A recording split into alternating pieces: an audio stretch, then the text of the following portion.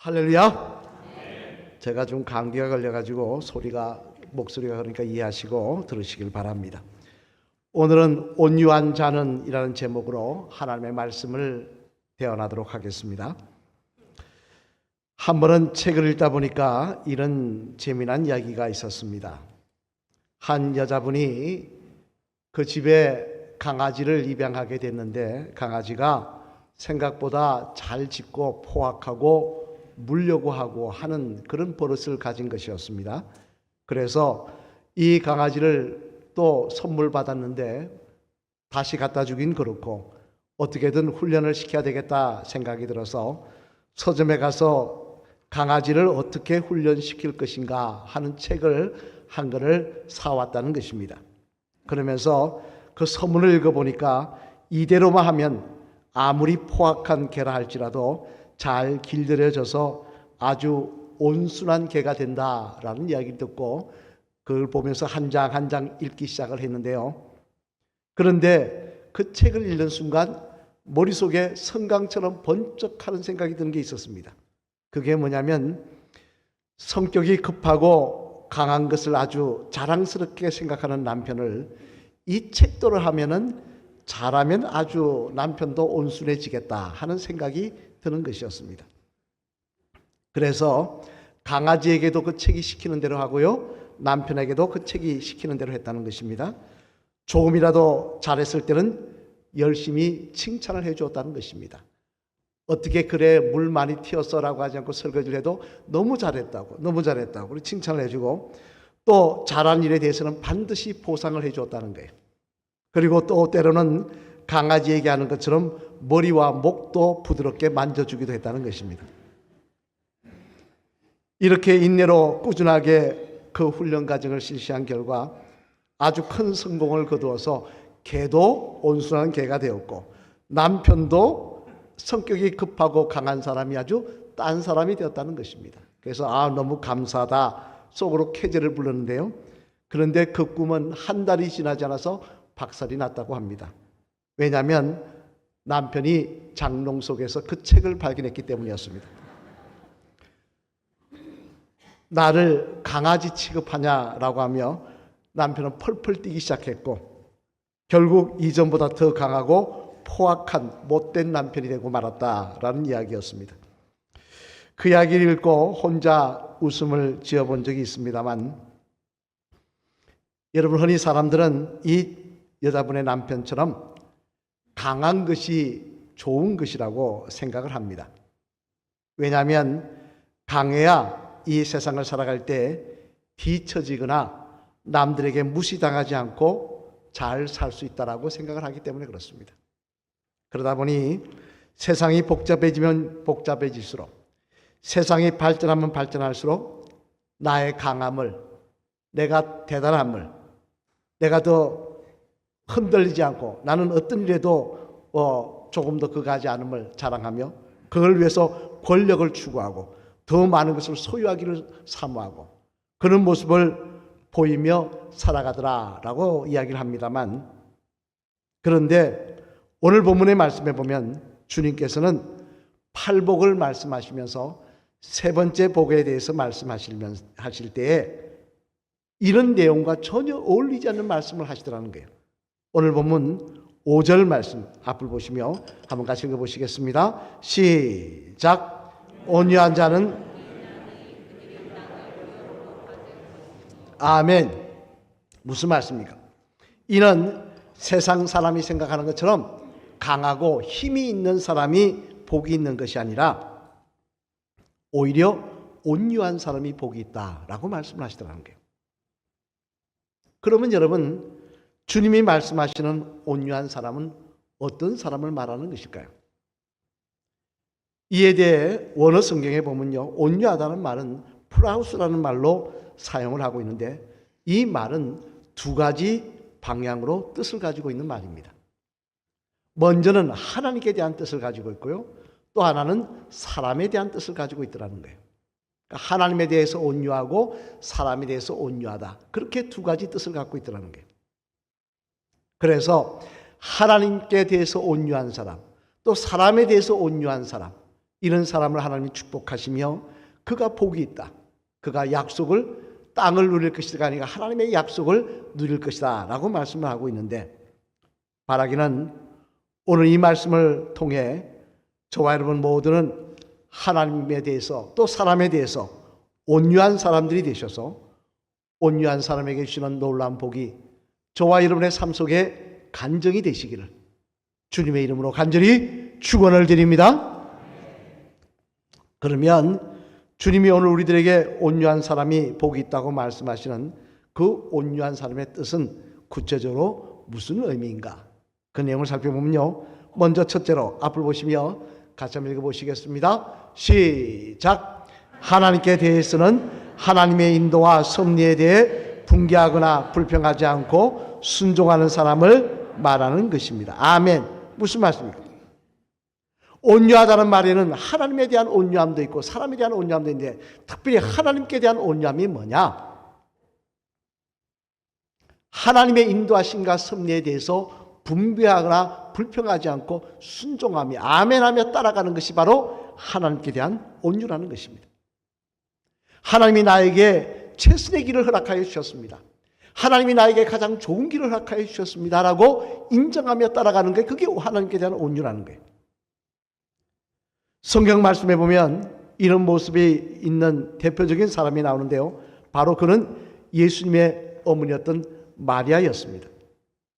누가복음 1장 31절 말씀에 보면요, 이 마리아에게 천사인 가브리엘이 찾아와서 하나님의 뜻을 전하는 말씀이 있는데요, 우리 한번 읽어볼까요? 뭐라고 말씀하시는지 같이 읽겠습니다. 시작. 보라, 내가 잉태하여 아들을 낳으리니 그 이름을 예수라 하라. 아멘. 무슨 이야기입니까? 천사가 뜬금없이 마리아에게 나타나서 말씀하십니다. 뭐라고 말씀하시냐? 하나님이 지금 너에게 명령하신다. 너가 아들을 낳으리니, 임신하여 아들을 낳을 것이니 그 아들의 이름을 예수라 하라 하셨다라고 말씀하시더라는 거예요. 여러분, 결혼한 사람에게 아이를 갖는 것은 축복일 것입니다. 아이를 못 가져서 고민하는 신부에게 아이를 갖게 될 것이라는 그런 천사의 말은 축복일 것입니다. 하지만 지금 이 말씀을 듣고 있는 마리아는 결혼을 안 한 처녀였다는 거예요. 여러분, 처녀가 아기 갖는 게 축복입니까? 더군다나 그 당시 유대인들의 율법에 의하면요, 결혼하지 않고 아이를 가진 여자는 어떻게 했느냐? 그 여자를 동네 밖에 끌고 내어서 사람들이 돌로 쳐서 죽였다는 거예요.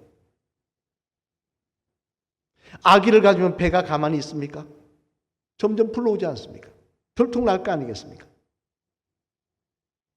그럼 마리아도 이게 들통나면 잘못하면 끌려나가서 죽는다는 거 다 압니다. 뭐라 해야 되겠습니까? 천사가 와서 아기를 놓겠다 할 때 절대 안 됩니다. 나는 시집도 안 갔습니다. 무슨 아기를 내가 갖습니까? 그건 말이 안 되는 이야기입니다라고 해야 될 것입니다. 그런데 마리아는 가브리엘 천사에게 뭐라고 대답을 했느냐? 우리 누가복음 1장 38절 말씀, 이 말씀 한번 같이 읽어보실까요? 시작. 마리아가 이르되 주의 여종이 오니 말씀대로 내게 이루어지이다 하매 천사가 떠나가니라. 아멘. 무슨 말씀입니까? 마리아가 이야기합니다. 그 말을 듣고 말하면 하나님 뜻대로 되기를 원합니다. 내가 임신하면, 잘못하면 내가 들통나면 끌려나가서 죽을 수 있습니다라고 하며 걱정하며 말한 것이 아니라 그녀는 이야기합니다. 하나님의 말씀이 그러시면 내가 그대로 하겠다는 것입니다. 이는 또한 믿음의 사람이었던 요아스와 갈렙도 마찬가지였습니다. 민수기에 보면요, 이스라엘 백성들이 출애굽한 지 2년 만에 가나안의 입구에 도착합니다. 가데스 바네아라고. 그게 도착했을 때 그냥 들어가면 되는데 12명의 정탐꾼을 보내겠다고 우겨서 12명의 정탐꾼이 먼저 그 땅을 탐방하러 들어갑니다. 그 가운데 10명의 정탐꾼은 돌아와서 뭐라고 말을 하느냐? 우리 한번 다 아시는 말씀이지만 다시 한번 읽어볼까요? 민수기 13장 31절 말씀 같이 읽어보시겠습니다. 시작. 그와 함께 올라갔던 사람들은 이르되 우리는 능히 올라가서 그 백성을 치지 못하리라. 그들은 우리보다 강하니라 하고, 또 33절 말씀 읽어보시겠습니다. 시작. 거기서 네피림 후손인 아낙 자손의 거인들을 보았나니 우리는 스스로 보기에도 메뚜기 같으니 그들이 보기에도 그와 같을 것이. 아멘. 무슨 말이에요? 10명의 정탐꾼이 와서 이야기합니다. 들어가 봤더니 하나님이 주시겠다는 가나안 땅에 들어가 봤더니 거기는 성벽들이 많고 사암에 넘어간 사람들이 많습니다. 특히 그곳에서 아낙 사람들을 보았는데요. 이들은 장수입니다. 거인입니다. 우리가 어떻게 그들과 싸워 이길 수 있습니까? 라고 이야기를 하더라는 거예요. 사실 여러분, 아낙 자손은요, 아낙 이 사람들은 덩치가 큰 사람들이었습니다. 어떤 사람들이냐, 쉽게 이해할 수 있는 게 제가 말씀을 드린 기억이 납니다만 옛날에 아낙 사람들이라면 누굽니까? 바로 다윗과 싸웠던 골리앗, 그가 아낙 자손이에요. 골리앗 같은 사람이 한 명도 아니고 떼거지로 모여있다고 생각하시면 됩니다. 그런 그곳에 쳐들어가서 노예 생활하던 이들이 쳐들어가서 싸운다? 속된 말로 죽으려면 무슨 짓을 못해? 그런 이야기인 것입니다. 안 된다고 이야기를 하는 거예요. 하지만 똑같은 것을 보고 온 여호수아와 갈렙은 뭐라고 말을 합니까? 우리 민수기 14장 9절 말씀 앞을 보시며 같이 읽어보시겠습니다. 시작. 다만 여호와를 거역하지는 말라. 또 그 땅 백성을 두려워하지 말라. 그들은 우리의 먹이라. 그들의 보호자는 그들에게서 떠났고 여호와는 우리와 함께 하시느니라. 그들을 두려워하지 말라 하냐. 아멘. 무슨 말? 여호수아와 갈렙이 이야기합니다. 뭐라고 이야기하느냐? 우리도 그걸 모르는 게 아니라는 거예요. 우리도 그거 보았다는 거예요. 하지만 하나님께서 그 땅을 우리에게 주시겠다고 하셨다는 것입니다. 하나님께서 우리와 함께 하시며 그 땅을 우리에게 정복하게 하시겠다는 거예요. 따라서 우리가 하나님의 말씀에 순종하는 것이 마땅하지 않냐고 그들은 이야기하고 있더라는 거예요. 여러분, 이처럼 마리아처럼 또 여호수아와 갈렙처럼 내 생각, 내 뜻 가미하지 않고요, 하나님의 말씀이니 하나님의 인도하심이니 하나님이 함께 하심이니 내가 아멘 하겠나이다, 감사하겠나이다. 이게 바로 온유한 사람이라는 것입니다. 그러자 이는 온유한 사람에게 하나님이 어떻게 하십니까? 마리아는 여러분 잘 아시는 대로 여인 중에 가장 복된 여인이 되게 하셨고요, 여호수아와 갈렙은 불평하고 원망했던 그 이스라엘 백성은 다 가나안 땅에 못 들어가는데 이들은 가나안 땅에 들어가서 그 땅에 정착하며 차지하게 하시더라는 겁니다. 한 번은 신앙서적인 가이드 포스트지라는 잡지를 보다 보니까 이런 간정이 실려 있는 것을 읽은 적이 있습니다. 알렉산더 플리머라는 사람의 간정이었는데요, 이분은 65세 때까지 한 번도 크게 아파 본 적이 없는 사람이었다고 합니다. 특별히 그는 건강염려증이 있어서 굉장히 건강에 대해서 신경을 많이 쓰고 잘 관리하여서 65세 때까지 크게 아파 본 적이 없었다는 거예요. 그런데 이제 65세가 되던 해에 병원에 가서 건강검진을 받았는데 결과가 나와서 의사를 만나봤더니 의사가 뭐라고 이야기하느냐? 당신은 지금 전립선 암에 걸렸습니다 라고 말을 하더라는 거예요. 다시 한번 정밀 검사를 받으셔야 되겠습니다 라고 이야기하더라고요. 그런데 이 소식을 듣자 플리머는 그냥 절망하고 맙니다. 왜 절망하느냐? 자신의 아버지가 자기와 비슷한 나이 때 전립선 암에 걸려서 돌아가셨기 때문이었습니다. 또 자기의 삼촌과 친척 중 몇 명도 젊어서 그 전립선 암에 걸려서 가족 내력인 거예요. 또 죽었다는 거예요. 의사로부터 전립선 암에 걸렸다는 이야기를 듣는 순간 어떤 생각이 드냐? 아, 이제 드디어 내 차례가 됐구나. 그만 맥이 탁 풀리면서 의욕을 다 상실해버렸다는 겁니다. 심지어 나가던 교회까지 나가지 않고 집에만 있자 동생이 찾아와서 이야기합니다. 아니, 형님은 나보다 더 믿음이 좋은데 어떻게 해서 이렇게 교회를 나가지 않아? 더 교회 가서 기도해야지. 그랬더니 이 플리머가 뭐라고 이야기했느냐? 그것은 암 걸리기 전의 이야기지. 암 걸리기 전의 이야기지. 그러면 절망하면 안 나가는 거예요.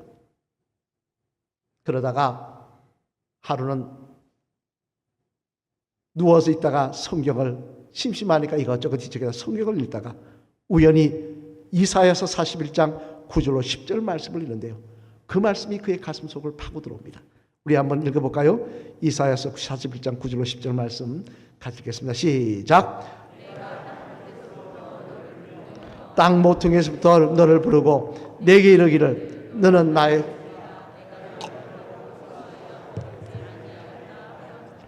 두려워 말라. 내가 너와 함께함이라. 놀라지 말라. 나는 내 하나님이 됨이라. 내가 너를 굳세게 하리라. 참으로 너를 도와주리라. 참으로 나의 의로운 오른손으로 너를 붙들리라. 아멘. 이 말씀을 읽는 순간 그 말씀이 그의 가슴 속에 파고 들어오더라는 거예요. 그러면서 들려오는 마음 속에서 드는 생각이 뭐냐? 나에게는 하나님이 계시지. 하나님이 나를 제일 좋은 길로 인도해 주시겠지. 설령 죽어도 천국으로 갈 것이니 내가 두려워하거나 절망할 일이 아니지 않는가. 내가 왜 이렇게 주저앉아 있지? 그러고 다시 일어나서 교회를 나가기 시작하며 평상시처럼 운동도 하고 먹기도 하였는데요. 그러면서 치료를 받았는데 하루는 병원에 갔더니 의사가 이야기하더라는 겁니다. 플리머시 암이 완전히 사라졌습니다. 생각보다 빨리 완치가 되었습니다라고 이야기를 하더라는 거예요. 그 글에서 플리머시는 이렇게 말합니다. 내가 내 시각을 바꾸었더니 내 자세를 정말 하나님의 섭리에 순응하며 순종하는 믿음의 자세로 바꾸었더니 하나님께서 그런 나에게 은혜를 베풀어 주셨습니다. 여러분, 이사야 29장 19절 말씀에 보면요, 하나님께서는 이사야 선지자를 통하여 우리들에게 이렇게 말씀하십니다. 우리 이사야서 29장 19절 말씀 앞을 보시며 같이 읽어보시겠습니다. 시작. 겸손한 자에게 여호와로 말미암아 기쁨이 더하겠고 사람 중 가난한 자가 이스라엘의 거룩한 이로 말미암아 즐거워하리니. 아멘. 무슨 말씀이야? 겸손한 사람. 여기서 겸손한 사람은 즉 하나님의 인도하심에 대해서 불평하지 않는 사람, 하나님의 섭리와 역사하심에 대해서 불평하고 원망하지 않고 순종하며 나아가는 사람에게는 하나님은 어떻게 하시느냐? 하나님께서 그에게 기쁨을 더하여 주시는 은혜를 허락해 주시겠다는 거예요. 여러분, 하나님은 우리 생각대로 인도하지 않으십니다. 하나님은 우리의 삶을 내 계획과 내 생각하고 다르게 인도하십니다. 나는 한 치 앞도 알지 못합니다. 미래도 알지 못합니다. 그러나 모든 것을 아시는 하나님께서는 가장 선한 길로 우리 인생길을 인도하고 계신 줄로 믿습니다. 때때로 내 생각대로가 다르다고, 내 계획과 다르다고 원망하거나 불평하지 마시길 바랍니다. 하나님, 나는 하나님의 선하심을 믿습니다. 많은 인생 가운데 나를 택하신 하나님, 이 부족한 인생, 제 많은 인생을 택하시고 하나님의 손바닥에 이름을 세우신 하나님, 나를 향한 하나님의 선하심을 내가 믿습니다. 어떤 상황 속에서 불평하지 않고 하나님의 선하심을 믿고 아멘 하며 따르게 하여 주시옵소서. 그 모습이 온유한 사람의 모습인 것입니다. 이 하나님께 대한 온유함이 저와 여러분에게 넘쳐나시기를 소망합니다. 그래야 할 때 하나님께서 우리의 삶 속에 하나님의 약속이 이루어지게 하시며 더 놀라운 것으로, 더 귀한 것으로, 그리고 가나안 땅의 유업을 누리게 하시는 은혜로 우리의 삶을 인도해 가실 줄로 믿습니다. 하나님께 온유한 자가 되시기를, 하나님께 온유한 자가 되시기를 주님의 이름으로 간절히 축원을 드립니다. 두 번째로 또한 온유한 자는 어떤 자냐? 우리 같이 한번 보시겠습니다. 시작. 인간관계에 대해서는 자신을 스스로 다스릴 줄 아는 사람을 말하는 것입니다. 자, 하나님께 대해서는 하나님의 뜻을 인정하며 순응하며 따라가는 것, 불평하며 원망하지 않는 것이 온유한 사람. 인간관계에서는 자신을 다스릴 줄 아는 사람을 말한다는 것입니다. 이 온유하다는 말, 프라우스라고 말씀드렸습니다만 이 말의 뜻은 또 뭐냐? 사람들 앞에서 자기 스스로를 다스릴 줄 안다, 그런 뜻입니다. 다시 말해 함부로 화를 내거나 다투려 하지 않고 자신의 감정과 행동을 조절할 줄 아는 사람을 말한다는 것입니다.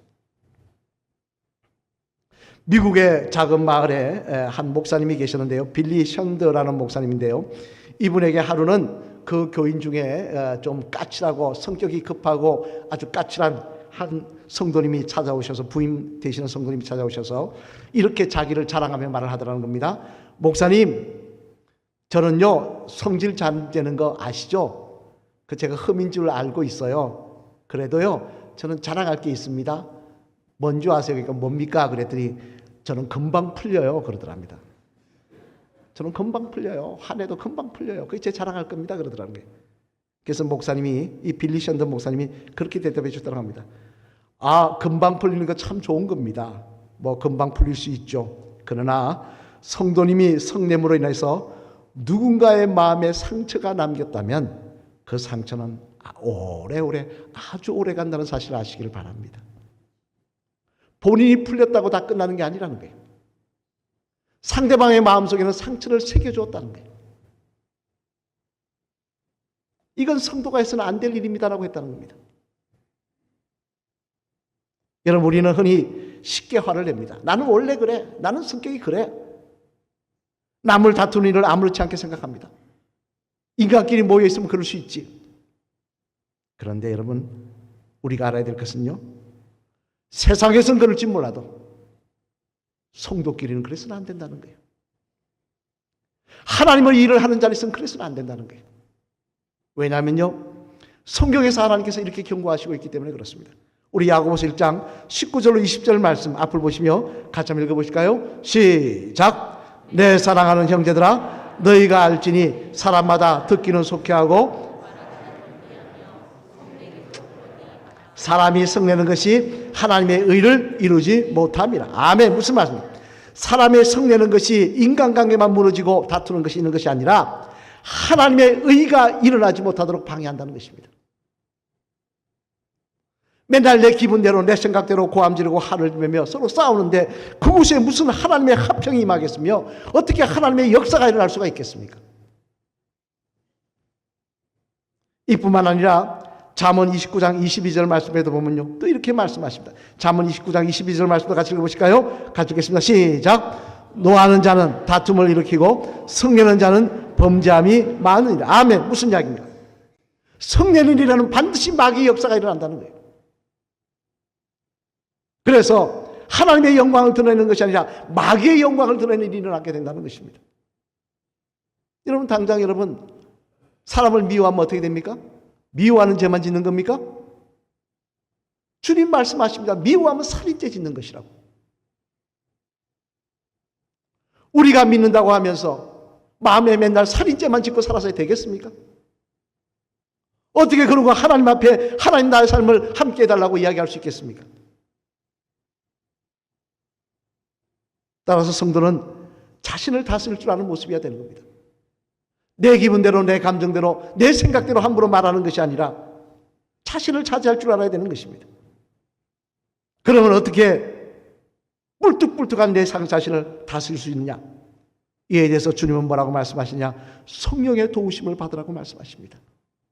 너희 힘으로는 안 되지만 성령님께서 너희와 함께 하시면 그 일이 일어난다고 말씀하고 있습니다.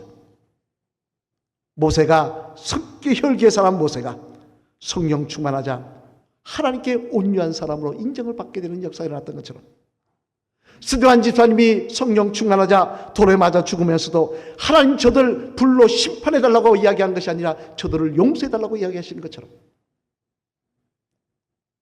부족하고 연약한 이생이지만 오늘도 하나님의 거룩한 영이 우리와 함께하면 우리는 혈기대로 사는 사람이 아니라 내 기분대로 사는 사람이 아니라 하나님의 영에 붙들림 받아 화평을 이루는 복된 주의 백성들이 다 될 줄로 믿습니다.